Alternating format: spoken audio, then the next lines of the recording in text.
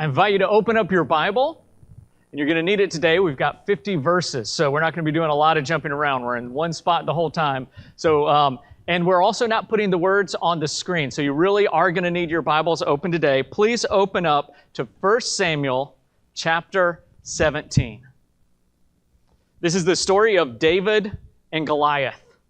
Now, I hate to break it to you, but you may have been misled about this story. You've been told, haven't you, this is an underdog story. Have you heard that? This is the greatest underdog story of all time. In fact, we use David and Goliath when we're talking about other stories. If you hear about a small law firm, just like one lawyer, and they're going up against a huge corporation, right? David versus Goliath. Or if you hear about a boxer, like an amateur boxer, Rocky Balboa, going up against the world champ, David versus Goliath. Or maybe one that hits a little closer to home for me, my dating life, back when I was young. A scrawny, yet somehow pudgy, broke, balding seminary student trying to date not just the most beautiful girl in Atlanta, but in all of the world. All the way from Korea. She's a 10 out of 10 in Korea too. And people said, Josh, I don't think you can pull that one off. This is David versus Goliath. And it was, I'll be honest with you, she was out of my league. It was an underdog story. But 1 Samuel 17 is not a story like that. It's not an underdog story at all, we'll see. In fact, it's not even really a story about David versus Goliath. It's a story about David versus Saul. It's a story about two kings of Israel. And they both faced a giant. It wasn't just David faced the giant, Saul did as well. But one of them cowered in fear. And the other, he had faith and he stood tall. The truth is, in a wild world with overwhelming challenges, trusting God can be difficult. Isn't that the truth? That we get to places in life where it's hard to trust. We get to battles that are hard to face.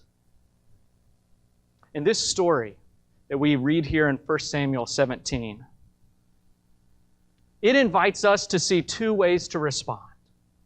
Saul's way and David's way.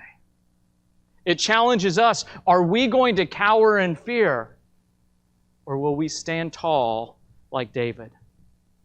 So let's go ahead and explore as we go through this story, maybe noticing some things we've never seen before, and seeing how you can have faith that stands tall.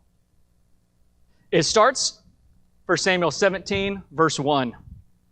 The Philistines gathered their forces for war at Soko in Judah and camped between Soko and Azekah in the Ephes-Dammim. Saul and the men of Israel gathered and camped in the valley of Elah, and then they lined up for battle formation to face the Philistine.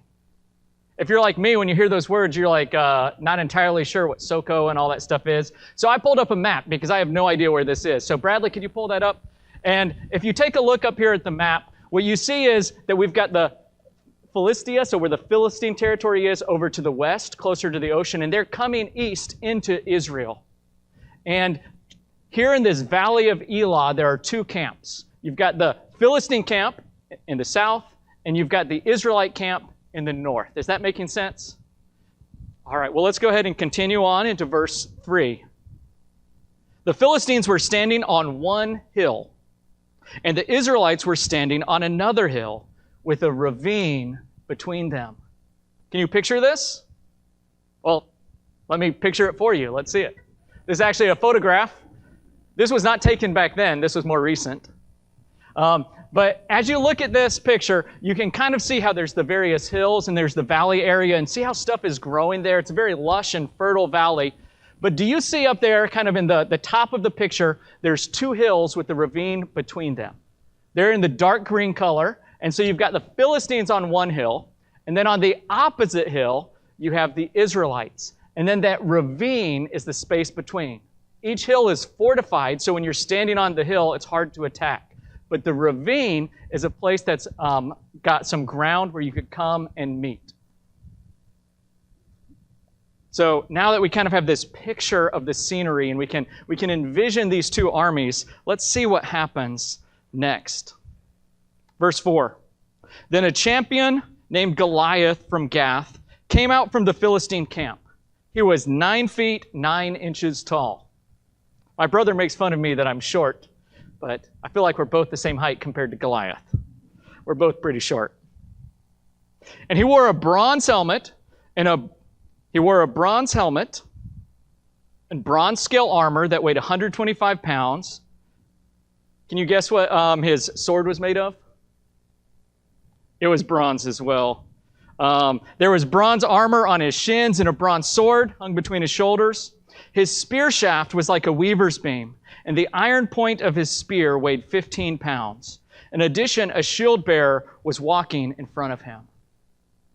Now, I want you to imagine, if you could, that you were standing on that hill, and off across from you was the other army, and then walking down from that hill was a over 9 foot tall guy, literally twice as tall as you and the people standing next to you. And you look at the guy on your left, and he's wearing just this kind of like robe or whatever. He doesn't have a single piece of armor. Either do you. You're both holding spears, but they are not weaver's beam spears. They're just normal spears.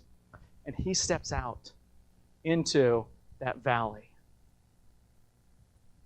He's quite a sight. The sun is gleaming off of his armor. Maybe you're thinking, I hope he comes in peace. He's going to be like, hey guys, there's a big misunderstanding.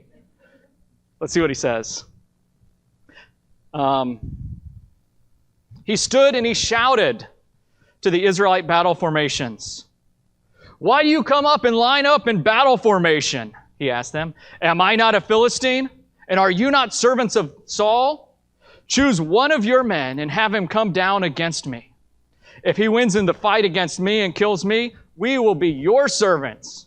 But if I win against him and kill him, then you look at your buddies again. You're like, I think the second one's probably what's going to happen. Let's hope his conditions are good. Then you will be our servants and serve us. Then the Philistine said, I defy the ranks of Israel today. Send me a man so we can fight each other. The champion Goliath was calling for a champion from Israel. The word champion in Hebrew, or the word that's translated as champion, it literally means the man between. And you can probably see why they didn't put that in the English Bible translation, the man between from the Philistines. But it's a word that means the man who does quite literally what Goliath is doing. He steps out between the two armies. And he represents his side. He's the man between the two armies, and now Goliath is calling for a champion, a man between, who will represent Israel. Why, a king would be perfect for this. A king who is a mighty warrior and also has a gleaming set of armor. Saul would be a perfect representative. Or maybe his son Jonathan, who's quite a warrior, or one of his mighty men, is a champion from Israel going to step out and represent them at this space between the two battles. Is he going to fight the battle that you, as you're lined up here with the soldiers, can't fight? Is your champion going to go represent you? Verse 11. When Saul and all of Israel heard these words from the Philistines, they lost their courage and were terrified. No champion. No man between. Just Saul cowering in fear. Verse 12. It switches now to David. And remember, we're going to meet David here as if it's our first time, so we're going to learn about him, but it is not our first time. If you had been reading the story, you would have met him in the previous chapter, 1 Samuel 16. And in that chapter, God has left Saul. The Spirit of God leaves Saul in chapter 16, and God anoints a new king, David, and God's Spirit comes on David. And now we get to see what that looks like. Verse 12, now David was the son of the Ephrathite from Bethlehem of Judah named Jesse. Jesse had 8 sons, and during Saul's reign was already an old man. Jesse's 3 oldest sons had followed Saul to war, and their names were Eliab the firstborn, Abinadab the next, and Shammah the third. David was the youngest. The 3 oldest had followed Saul, but David kept going back and forth from Saul to tend his father's flock in Bethlehem. And I think what's going on here, this back and forth, is actually David going to play the harp. We see in chapter 16 that David, after being anointed king, and after the Spirit of God leaves Saul, that Saul needs somebody to soothe him. And so he calls the great harpist David to come play with him, and he's going back and forth. But as this Philistine threat has come in, Saul has gathered the army and moved out, and it appears that David has not been to the battle line yet. He hasn't seen Goliath yet. So he's been going back and forth, but during this time that this battle is going on, he's yet to make it out to see the enemy. Verse 16, every morning and evening for 40 days, the Philistine came forward and he took his stand. One day, Jesse had told his son David, take this half bushel of roasted grain along with these 10 loaves of bread for your brother and hurry to their camp. Also take these 10 portions of cheese to the field commander. Smart. Check on the welfare of your brothers and bring a confirmation from them. They are with Saul and all the men of Israel in the valley of Elah fighting with the Philistines. Fighting with the Philistines? Apparently the word has not got back to what they're actually doing. They're lining up with the Philistines, I believe. Did you notice all of these details? You've heard the story of David and Goliath before, right? And as you heard it, how many loaves of bread were mentioned? Or brothers, or there's a lot in the story, right? And I want you to notice this. David is not just a hero from a story. He's a human. We're not looking at a hero's story to model it. We're looking at a human with families and ordinary chores and real challenges who trusts in God. And you too are an ordinary person and can also trust in God. So David got up early in the morning and he left the flock with someone to keep it. He loaded up all that stuff he was bringing for his brothers and whatnot, and he set out as Jesse had instructed. He arrived at the perimeter of the camp. This is one of my favorite lines in the whole story. He arrived in the perimeter of the camp as the army marching out in its battle formation, shouting their battle cry. What a sight. You walk in, the sun's coming down, you see the spears, everybody's in straight formations, and they're shouting out their battle cry. Must have looked impressive. It's easy to shout your battle cry when you're not facing the enemy, isn't it? It's easy to come in church on Sunday and say, God is good all the time, and all the time, right? Easy. It's easy to say, I'm going to love the Lord my God with all my heart, my soul, my mind, and my strength. I'm going to love my neighbor as myself. It's easy to sing songs of praise. It's easy to shout a battle cry when you're not facing the enemy. Israel and the Philistines lined up in battle formation, facing each other. David left his supplies in the care of the quartermaster, and he ran to the battle line. When he arrived, he asked his brothers how they were. While he was speaking with them, suddenly the champion named Goliath, the Philistine from Gath, came forward from the Philistines' battle line, and he shouted his usual words, which David heard.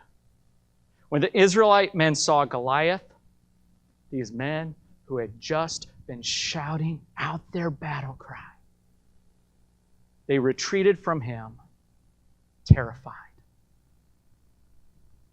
Previously, an Israelite man had declared, "Do you see this man who keeps coming out? He comes to defy Israel.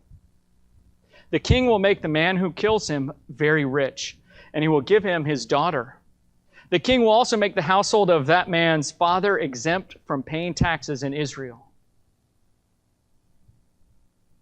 Seems like a pretty good deal, right? Do you notice how Saul is facing the threat? It's time for a champion. He doesn't step forward. He pulls out his checkbook. He's got some wealth, and he's found that wealth can solve problems. You can buy off what you need, right?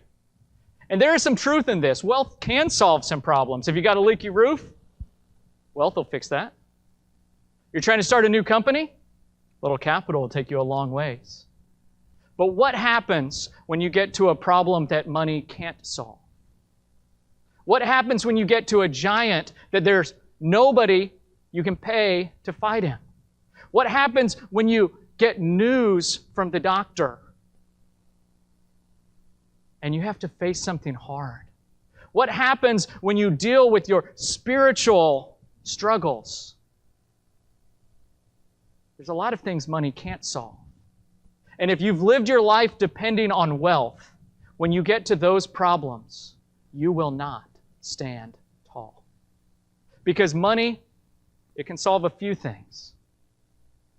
But when you learn to depend on money, you're always going to find situations where you are helpless and you need something more dependable. Verse 26, David spoke to the men who were standing with him. What will be done for the man who kills the Philistine and removes this disgrace from Israel? Just who is this uncircumcised Philistine that he should defy the armies of the living God? Did anybody catch it? I could have said it differently to make it more obvious. I will if you like. Just who is this Philistine that he should defy the armies of the living God?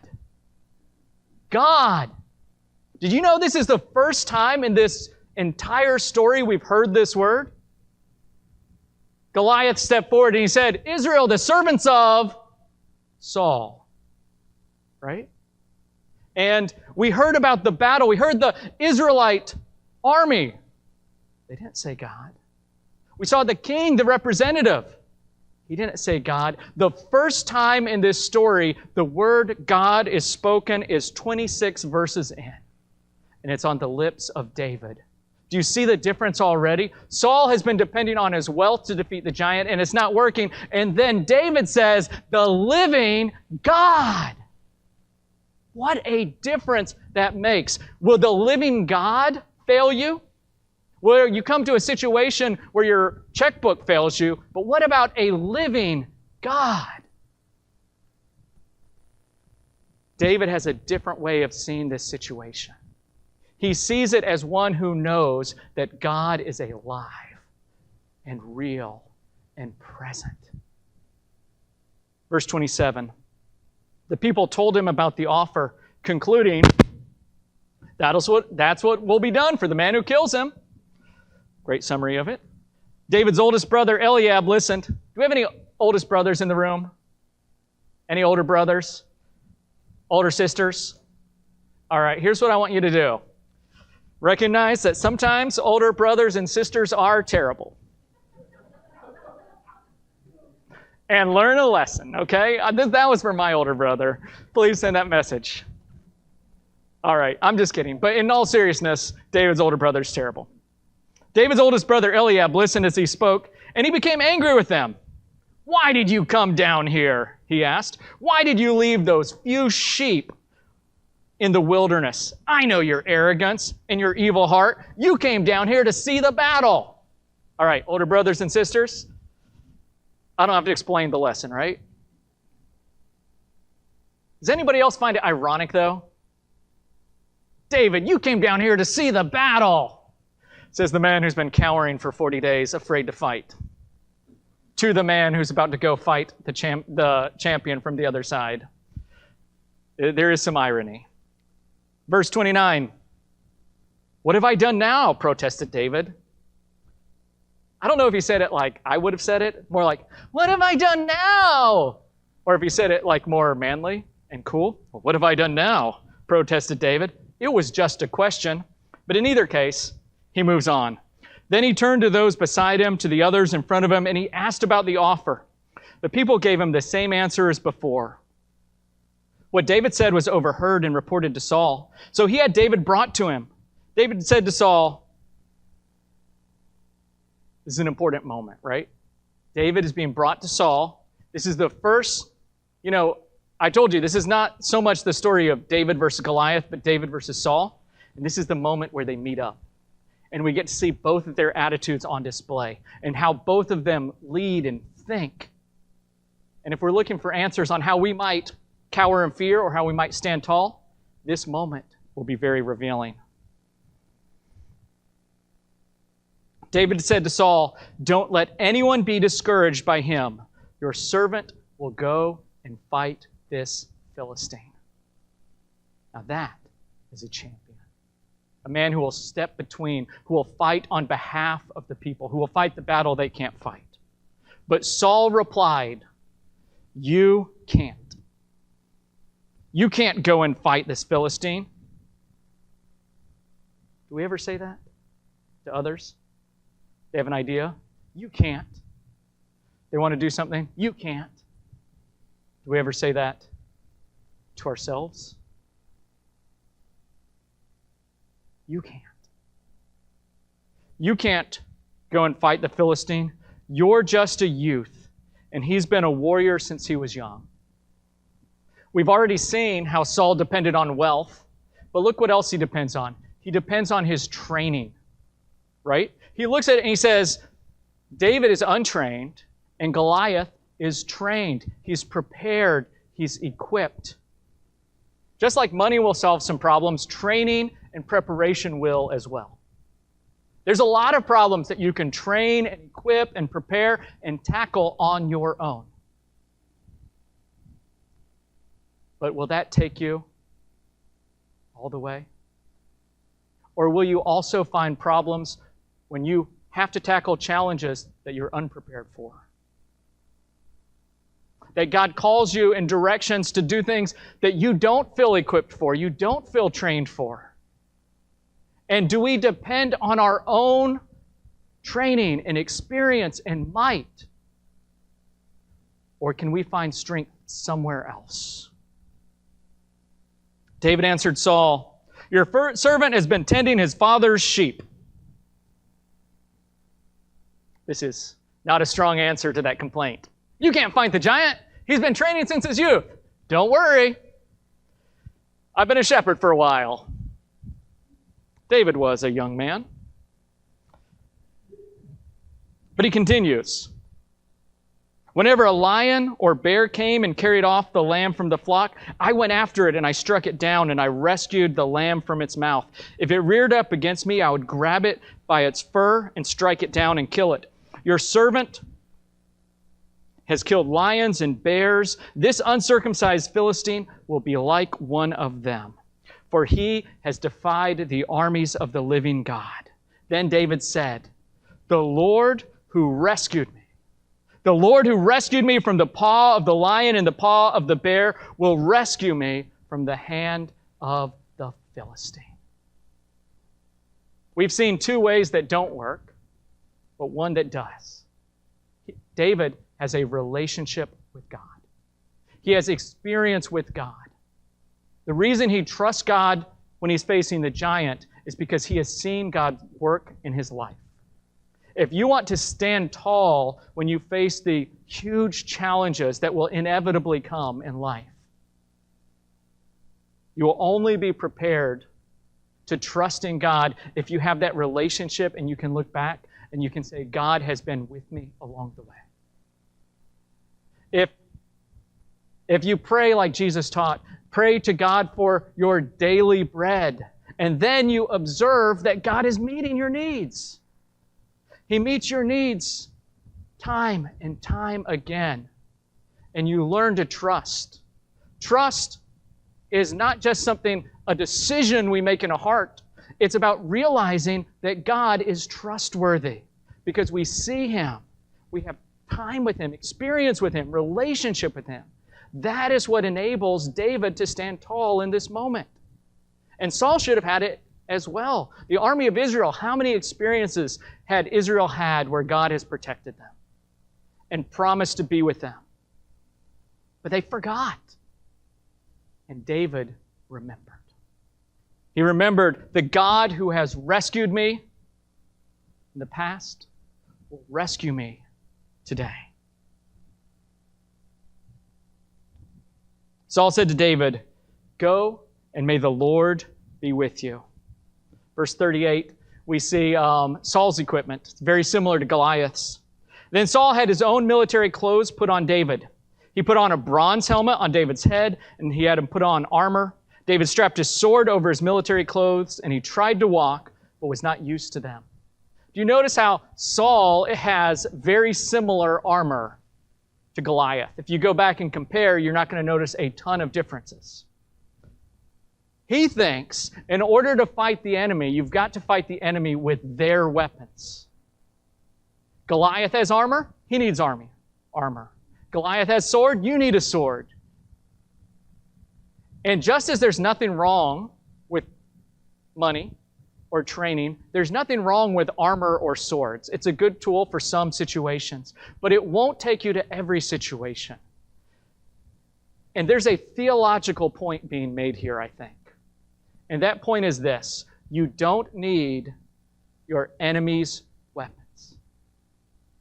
In the battles you fight, you don't need your enemy's weapons. You don't need to fight fire with fire. You don't need to fight anger with anger. You don't need to look exactly like the world or whatever situation's going on. Trusting in God sometimes has you wearing armor. Sometimes it doesn't. It never has you feeling that you need to look exactly like whatever the problem is. Because God, with David, does not call him to look like that. He calls them to look like something else, and we'll see what. David says, "I can't walk in these," David said to Saul. "I'm not used to them." Notice the armor's not too big. He can fit it. He's a tall young man, probably around 18 years old, but he's not experienced in it. And so he goes a different direction. So David took them off. Instead, he took his staff in his hand, and he chose 5 smooth stones from the wadi, and he put them in a pouch in his shepherd's bag. Then with his sling in his hand, he approached the Philistine.